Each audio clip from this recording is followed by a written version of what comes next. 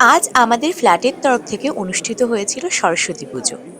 বিপ্রতি শুভ্রকান্তি শুভ্রকান্তি উচ্চভর উচ্চবর পুজোর পাশাপাশি ছিল খাওয়া দাওয়ার ব্যবস্থাও। একদিকে চলছিল পুজোর আয়োজন আর একদিকে চলছিল কিন্তু রান্নার তোড়জোড়। 11:30টার পর থেকে কিন্তু পুরোহিত মশাই পুজোর আয়োজনে বসে পড়েছিলেন, কারণ অনেক আয়োজন ছিল। ফ্ল্যাটের সমস্ত মহিলারাই কিন্তু আয়োজনগুলো করেছিল। আমিও স্নান টান করে রেডি হয়ে চলে গিয়েছিলাম পুজোর ওখানে। বেলা বাড়তে সকলে একে একে উপস্থিত হয়ে গেছিল আর শুরু হয়ে গিয়েছিল পুজো। সরস্বতী পুজোর সাথেই কিন্তু জড়িয়ে আছে ছোটবেলার নানা স্মৃতি। সেই ঘুম থেকে ওঠা, ভোরবেলায় বসে অঞ্জলি দেওয়া, ঘুম ঘুম চোখে শাড়ি পরা। আজকে যদিও আমি শাড়ি পরিনি, কিন্তু পুজো দিতে দিতে কিন্তু খুব ভালো লাগছিল আর ছোটবেলার সমস্ত কিছু স্মৃতি ভেসে আসছিল।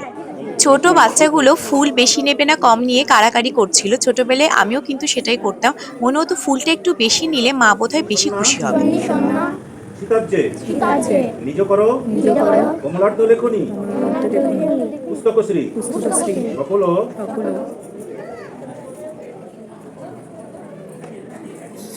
অঞ্জলির পরে মায়ের ভোগও কিন্তু চলে এসেছিল, যেখানে পোলাও ছিল, বিভিন্ন ধরনের ভাজা, পায়েস, চাটনি, আলুর দম, আরো অনেক কিছু ছিল। এগুলো কিন্তু ফ্ল্যাটের সকল কাকিমারাই রান্না করেছিলেন।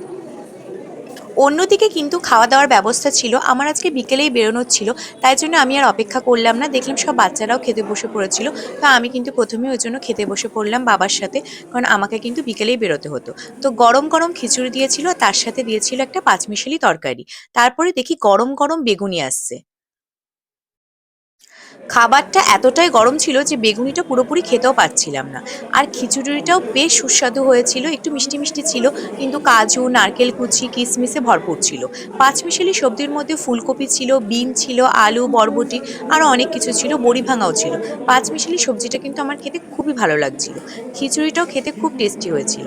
এত ভালো লাগছিল খেতে, কিন্তু খুব গরম থাকায় বেশি বেশি করে নিয়ে খেতে পারছিলাম না। বেগুনিটা আমার খুব ভালো লেগেছিল বলে পরে কিন্তু আর একটা বেগুনি চেয়ে নিয়েছিলাম। বাবার সাথে খেতে বসে পড়েছিলাম, কারণ আবার বেরোতে হবে বিকালবেলা, দুজনেই চলে যাব। তাই ভাবলাম যে তাড়াতাড়ি করে খাওয়াটা খেয়ে নিই। সরস্বতী পুজোর খিচুড়ির সাথে সেই স্কুলের খিচুড়ির কথা মনে পড়ে। আর আমার একটা বান্ধবীর বাড়িতেও কিন্তু হতো। তো আমরা ওদের বাড়িতে প্রথমে খিচুড়ি খেতাম, তারপরে স্কুলে যেতাম খিচুড়ি খাওয়ার জন্য। এরপরে চলে এসেছিল চাটনি, পাঁপড়, রসগোল্লা, আর দিয়ে দিয়েছিল কিন্তু পায়েস। এরপরে দেখলাম ভোগের প্রসাদগুলো দেওয়া হচ্ছিল, তো আমি তো আগেই খেয়ে নিয়েছিলাম, তাই ভোগের প্রসাদটা ঘরে গিয়ে খাবো বলে নিয়ে নিয়েছিলাম। তো আজকের দিনটা খুব সুন্দর কাটলো সরস্বতী পুজোতে। ঠাকুর যেন সকলকে খুব ভালো রাখে।